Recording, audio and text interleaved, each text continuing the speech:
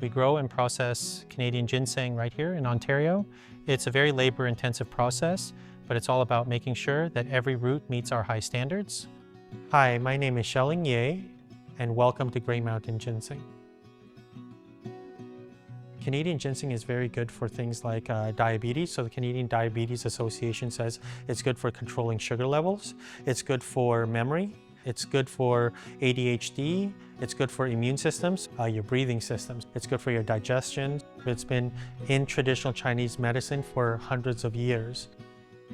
My grandfather came from Taiwan. In 1972, he started volunteering and working for a lot of farmers, trying to learn the know-how, how to grow ginseng, how to process ginseng, how to dry ginseng. He started with a 1/4 acre and started growing. My dad brought a barrel of ginseng to Chinatown to start selling it.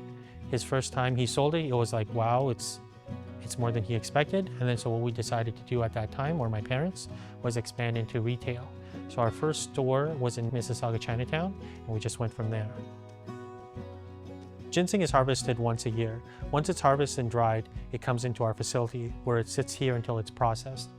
Step one is to get it defibered. We have tumblers that tumble, and then the ginseng fiber comes down and is removed from the actual root and separated. From there, the second thing we do is we put it onto the table, and then we just start grading it. Grading it to the different sizes, different shapes. Next, we move on to the cutting process. A root, it looks like a body with a bunch of different legs. They cut the legs off, and then they leave the body intact. And then the body is then regraded, and then the legs are then reprocessed or regraded into large, medium, small.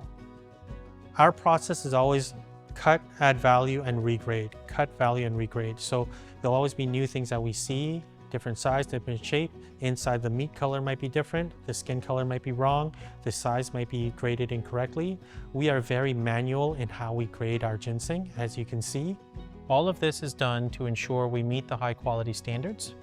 There is no real machine that can grade it because you have to be able to differentiate between the shape, the size, the color, and then most importantly, the meat inside the skin. There's also a different smell. It takes a lot of labor, it takes people to do it, machines can't smell. Then what we do is anything that we need sliced, we'll get it sliced into different sizes, and then from there we go into the packaging. The smallest pieces that we slice goes into the tea bag machine room. I have employees, they visually inspect the tea bags, make sure that there are no cracks, no air going in. Then they count how many tea bags go into each box and then place it into a carton.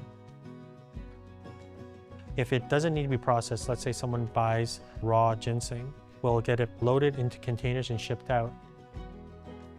Everything that's been processed will then be packaged. It's going to be shipped to the different customers, whether it be my local retail or the wholesales or any of the customers in other provinces or other countries like China, Taiwan, and Vietnam. Canadian ginseng and Chinese ginseng look almost identical. The only thing that really differentiated is the active ingredients, and then the taste profile in Canadian ginseng is a lot stronger and people enjoy the taste more. Ontario ginseng is the highest quality Panax quinquefolius ginseng in the world. Panax quinquefolius is grown in other places, Wisconsin and China. We grow the best and we grow the most. The soil, the environment, everything is so much better here. What I like most about this business is to see our customers satisfied in our products, and just knowing that the effort that we put into the product, our customers appreciate. That's everything to me.